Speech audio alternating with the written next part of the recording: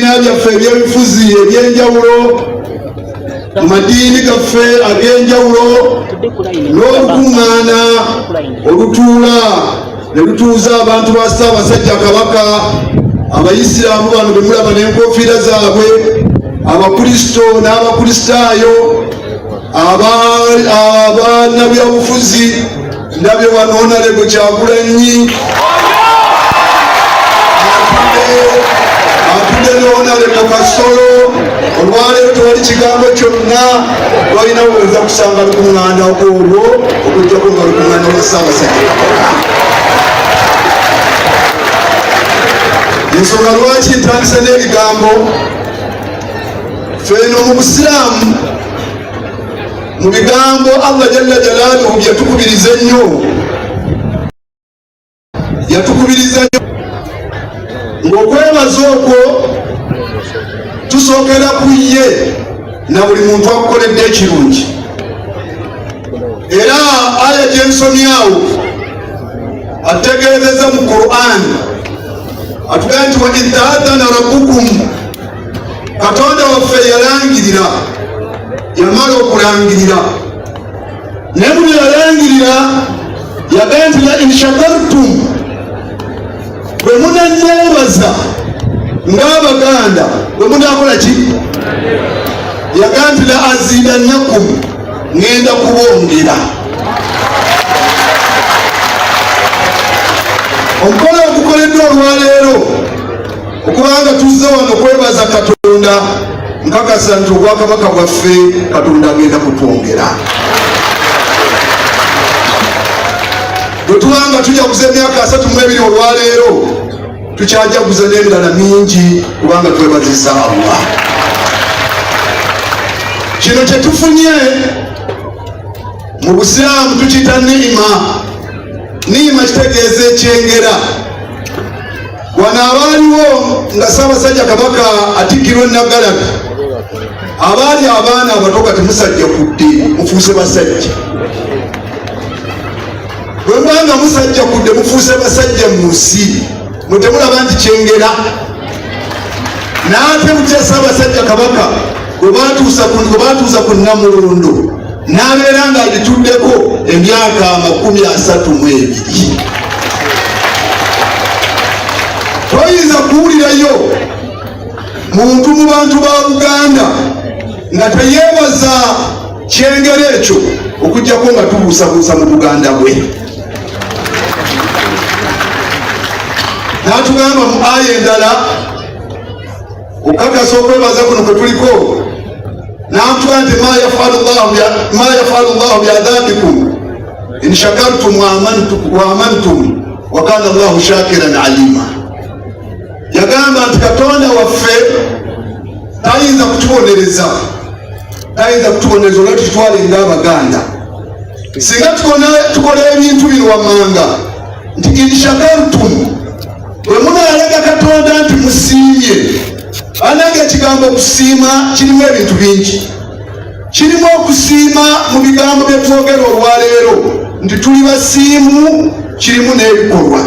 Era wano wenjagala okubasabira Abaganda bakuŋŋaanya ku lusozi Kibuli olwaleero nti mulaze nti muli basiimu mu bigambo, ate bwe tubasabira mubeere basiimu n'ebikola ebitwala Obuganda mu maaso. Olwaleero bwe tuba twebalizaako Ssaabasajja Kabaka emyaka gino 32, nkakasa nti byateekeddwa okukola ng'Omutonde abikoze. Atubangudde mu kwerwanako ng'abantu be okuwona nawokerawo obwavu. Olwaleero nkamanga embuga Maama Nnaabagereka ne Katikkiro, bajjajja abataka, tewali kireese buzibu mu nsi nga bwavu.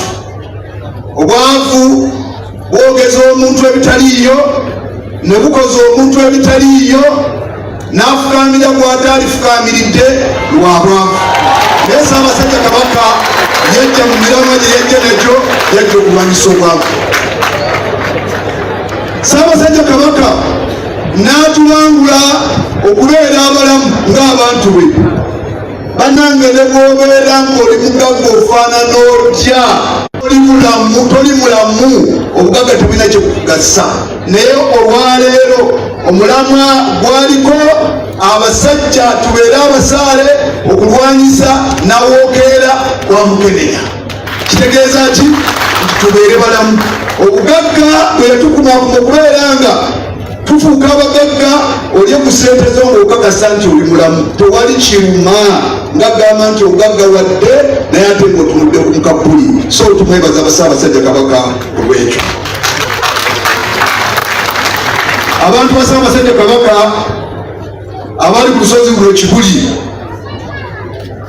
Allah Jalla Jalaaluhu bw'erayogera ku Bwakabaka, manye amadiini gano getukkiririzaamu. Olwaleero abantu abataasoma ddiini kugibiikiramu be boonoona eddiini.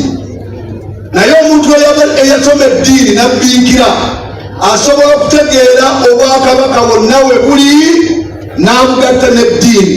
Tewali ddiini mu madiini ga Katonda nga gakontana n'Obwakabaka. Kona ddala ate ffe abagoberezi b'Oweekitiibwa Nabbi Muhammad. Bw'owuliranga Omusiraamu yenna ng'azanyira ku kitiibwa ky'Obwakabaka, manya nti oyo Obusiraamu teyabutegeera. Allah Jalla Jalaaluhu yatugamba mu Qur'an ng'ayogera ku Bwakabaka buno n'agamba nti kuli Allahumma maalika al-muluki, muntegeereza abantu abo batudde Ekibuli nti kabaka w'Obwakabaka ye Katonda. Kabaka w'Obwakabaka y'ani?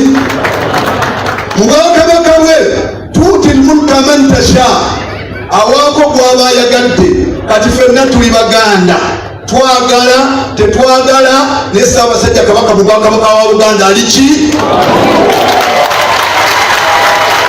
Bwene bwona owulira nga kikuluma kikutta mu Buganda bwennyo, Ssaabasajja Kabaka ali ki?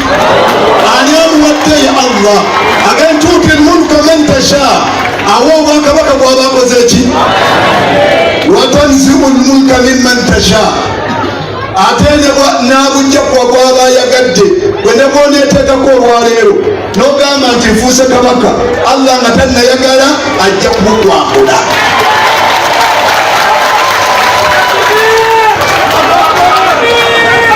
Yagamba nti watuizzu man tasha. Allah mu byakola bino byensoma biri mu Qur'an, bagamba nti Omusiraamu atannategeera kitiibwa kya kabaka, Obusiraamu tibabutegeera. Atugamba nti watuizzu man tasha, Allah asitula mu bantu gw'aba ayagadde. Tebabalinganga nti abantu ffenna twekanankana, ekyo tekiriiyo. Ffenna tetukola ki? Kati oba twenkanankana nawe jangu otule wano mu maaso wetutudde. Era tuzze wano waliwo ab'enjalo bewadde ebifo nga byaki, batwanjulidde mu bika byaki byanjawulo. Waliwo tuyise abantu ba Ssaabasajja Kabaka, naye waliwo amannya getukonyeeko. Watuizzu man tasha, ekyo ekitiibwa Allah yakibakola ki? Naga nti watudillu man tasha, Allah akakkanya gw'aba ayagadde, akakkanya gw'aba akoze ki? Waliwo abantu nga baali babitiibwa, naye wallahi onoonya ebitiibwa bweyabwe gye biri mu nsi nga tebikyalimu, naye nga baaliko abo ebitiibwa. Watudillu man tasha, yagamba nti biyadika al-khayri innaka ala kulli shay'in qadir. Allah yalina ekisumuluzo kya buli kintu kyonna ekirungi, ate yakirinako obusobozi. Obusobozi bw'Obwakabaka okubanga Ronald Mwenda Mutebi olwaleero atudde ku Namulondo y'Obwakabaka bwa Buganda, kiri mu mikono gya Allah. Mukama wange Embuga, Maama Nnabagereka, Oweekitiibwa Katikkiro n'ab'ebitiibwa abali ku lusozi luno olwaleero. Mbuga, ebitiibwa by'olwaleero binsobedde era bwe bambisobeza Mukama wange tonnenya. Waliwo abantu nga gwe mulundi gwange ogusoose okukolako ku lusozi Kigulu. Tutera okubeera ne bano basahaba baffe, bano tubeera nabo, ne bannabyabufuzi bano tubeera nabo, naye abamu tetubalaba. Abamu tetubakola ki? Tetubalaba. Allah abatwaziseeko olwaleero mukolo gwa Ssaabasajja Kabaka, bannange mutuleeteere. Ono ye Kibuli, buli muntu ayaniriza Ekibuli. buli muntu azze wano Kibuli akwaniriza nebwe tulaba bano baluna katono tubeera nabo abazaala buyirika n'abalala bwe batyo tubeera nabo abo naye abalala tetubalaba bane mutandika okudya Ekibuli kyembaddeko kigamba nti yatugamba Oweekitiibwa Nabbi Muhammad yagamba nti asultani bwe mulabanga kabaka yenna asultani bwe mulabanga kabaka ki yagamba nti dhillullahi fil ardi kiba kisiikirize kya Katonda mu nsi muno. Kabaka wabeeranga mumanyanga nti eseeremu ekiki kuba ekifaananyi nti olwale tetuli muweema eno omusana ogwali badde wano ani yali gusobodde obwakabaka bwe butaabeererawo twali mu musana nga gutwokya olwaleero twafuna ekisiikirize ffenna bwe twebogomye nga bwe bwakabaka bwa Ssaabasajja Kabaka wa Buganda n'abategeeza Oweekitiibwa Nabbi Muhammad. Era bino njagala okubibategeeza naddala abantu abeefula ennyo nti bannaddiini ne badda ku Bwakabaka ne batandika okutyoboola